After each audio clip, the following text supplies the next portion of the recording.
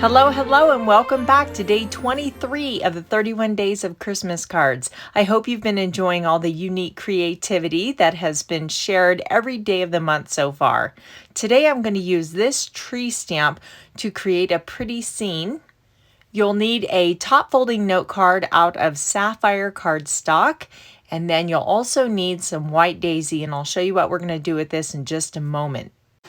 I also have the window die, and you can see there are 5 different components here, and you can kind of mix and match to customize your own unique window frame scene.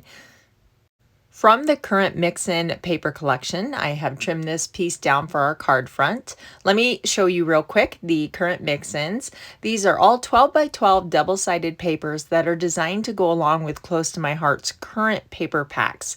So you can use them as standalone, or you can use them to supplement those other collections. We're going to use that larger piece of white daisy, and I'm going to cut out the window and then 2 of those little window sills. So I had to run the one piece through twice, and then this little square we're going to use to create a scene. So I am laying down my all-purpose mat because I'm going to do some ink blending with my Distress Oxides. I also have some Post-it removable tape, and I'm going to create a circular mask. Now I already have this from my demo card, so I'm just going to reuse it. They're good for several uses. We're putting that up in the top left-hand corner, and then we're going to do some ink blending over the top of that. I'm just kind of eyeballing it in my window frame to make sure I have it where I want it. Before we start our ink blending, let's go ahead and take that tree I showed you, and this time we're going to use Sapphire ink. This is an alcohol-based ink as opposed to the pigment blend of the Distress Oxide. So we're going to make sure this is good and inky, and then I want to stamp this right on my little square here, just like so. Press down, give it a moment to soak into the paper, and that looks wonderful. So we can set that aside and go ahead and take our ink blending tool. Go ahead and remove the foam piece there, and then we can just start inking around the edges and bringing it in from the edge of the card around the little moon image, just like you see me doing here. I'm putting it on with a light hand. I don't want the color really dark because we want our tree to stand out. And if you put that chipped sapphire on too dark, you wouldn't have much of a contrast. So I want to leave a little bit of white kind of haloing the tree. And I think that's looking pretty good. And you can fuss with it, but I think that looks good, so I'm going to stop there. So we can go ahead and remove that mask. We have this beautiful full moon look on our card now. So I'm going to repeat the tree image, and this time I'm going to stamp it over that moon. So we'll put down a piece of scratch paper because I'm going to partially stamp off of the cardstock.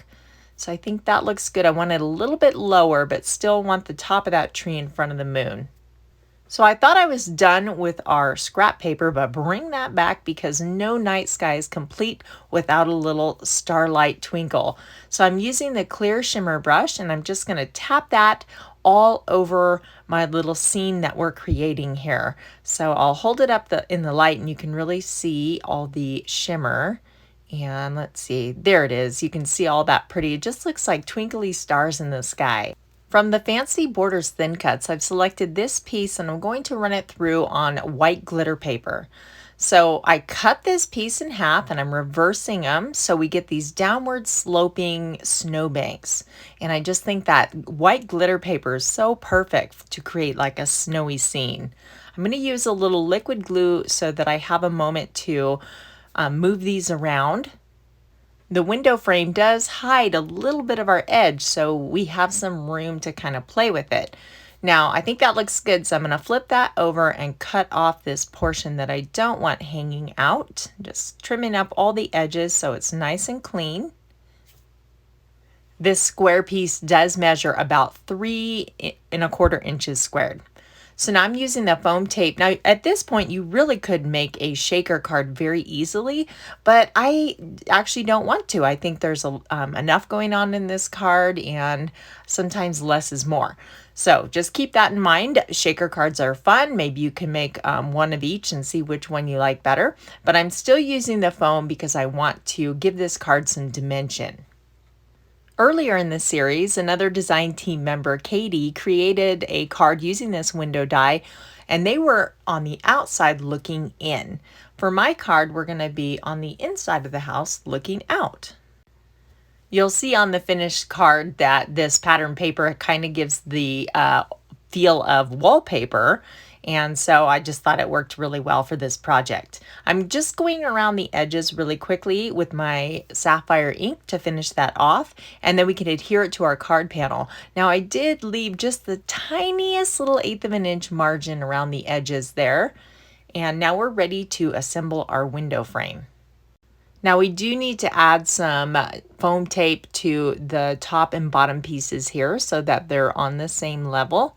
So I'm going to just on one side because I want to overlap the window just a tiny bit, which you'll see in a second. So we're ready to glue down our little window scene here. So I'm just using tape runner on the back of this piece, and I'm centering it side to side, but I am going to go a little higher towards the top of the card here. So now we're ready to put on the top and bottom window trim pieces. And I know it's kind of fun on this die set because you could create shutters and planter boxes and all sorts of fun things to change up the look of this window scene. This card has me singing Silent Night in my head. I am not going to sing for you guys. Trust me, you don't want that. But that is one of my favorite Christmas songs. And just kind of looking at this little scene, that's just what popped into my mind.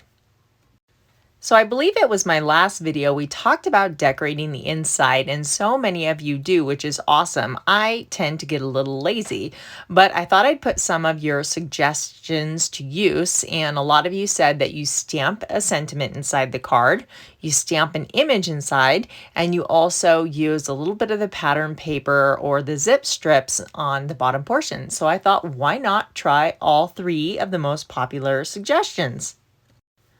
Since I don't have a sentiment on the front of this card, I would definitely have stamped one on the inside. So I thought this word Noel was a good fit for this card. So I'm stamping that in Sapphire. I'm using Sapphire for everything because I really like the feel of the monochromatic look we're going for. So now I can put this in. I'm looking for my tape runner. It's always hiding from me. It's right in front of me, but I can never find it. So just adhering this down, and then we'll add a little strip of the pattern paper. So I was going to use the same as the front, but then the opposite side with the stripes, I thought, well, that's kind of fun. We'll change it up for some variations. So I'm going to go ahead and use that side. I do want to show you the first card I created because I added a little bit to the bottom of the windowsill.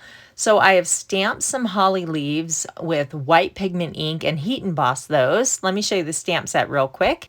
I used the bow and the holly leaves from the Comfort and Joy card making stamp, and I thought the pop of red was just kind of a fun touch and that little swag on the bottom of the window. Be sure to tune in tomorrow to see what creative design team member Lisa Stenz has in store for you. I know it's going to be awesome.